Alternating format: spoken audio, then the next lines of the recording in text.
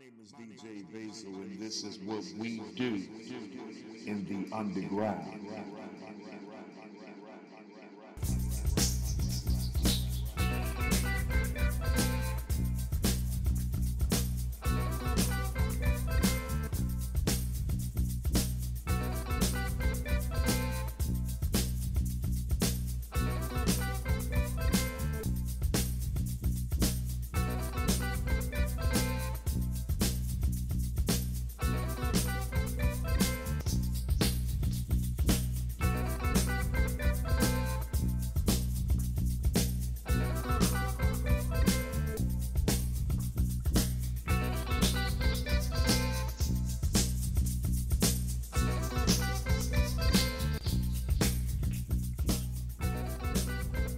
Music for me pretty much started when I was relatively young.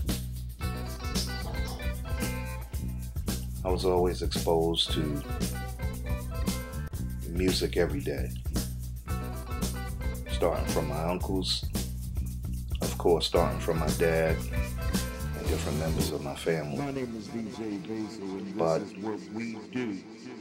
when I actually started developing my real love for music was when I went to school, 24 school.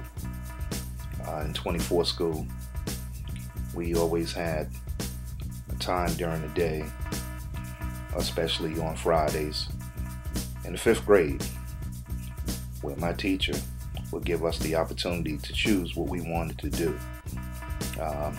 We had different things that we could participate in the classroom. She gave us free time.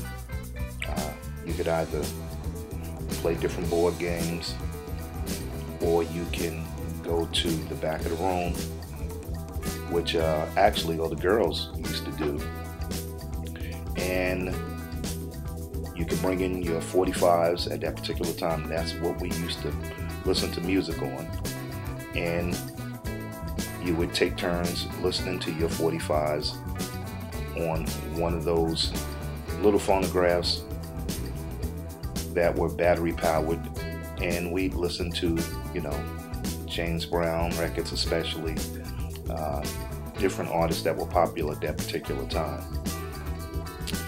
And as I mentioned, I was the only boy that would be there, and because I was the boy, I felt, hey, I should be playing the music. So I was actually the self-appointed DJ.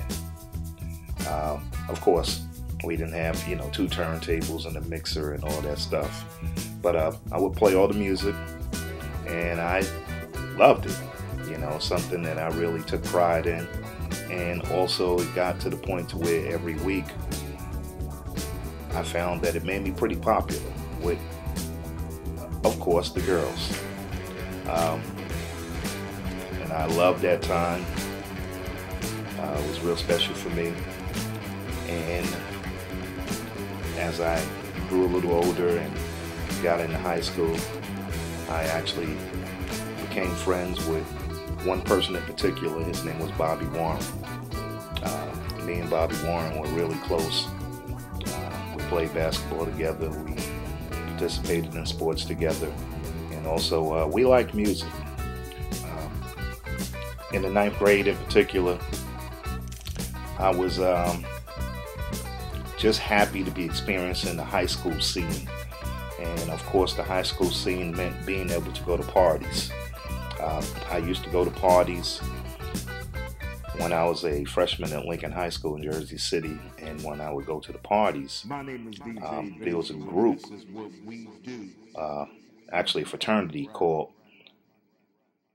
the Omicrons, and the Omicrons used to give parties at all the local high schools. The DJ who played for the Omicrons was named T-Zom. T-Zom was legendary. He drove around in a green and yellow van. It was the Omicron's colors. He had his own sound system that was specially built. It was a mobile sound system, and he did every party. Hotel Diplomat, the Y, CYO, Hudson Catholic, all the biggest high school gyms, he did the parties. So during that time, I started paying very, very close attention to T-Zom and his music selection. And also, I started really, really becoming an admirer of the people that really followed T-Zom. And in the streets, I would see T-Zom during the week driving around, and I would always say, hey, there goes T-Zom, you know, when his van would drive by. And I was always infatuated by that.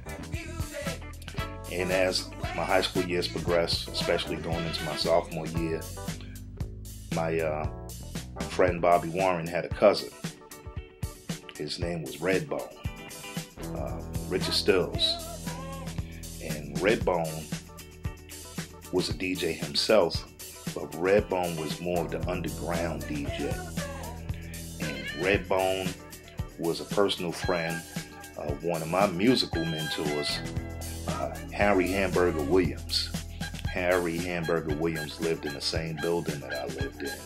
And Harry Hamburger Williams had a record collection that was like none other than I had ever seen before in my life, with the exception of one of my childhood friends' father, whose name was Bobby Stewart. That's my friend. And Mr. Stewart used to have a phenomenal record collection and also a phenomenal system in his house. And we would always frequently go to Bobby Stewart's house because his dad had all the jams, but his father was a big jazz collector. So back in my younger days, I was really, really into jazz, and also I was into a lot of funk and soul and a lot of the music that Hamburger used to really appreciate, and especially slow music at that particular time, which was big. Redbone was one of those type dudes who was really, really popular because he was a really good basketball player.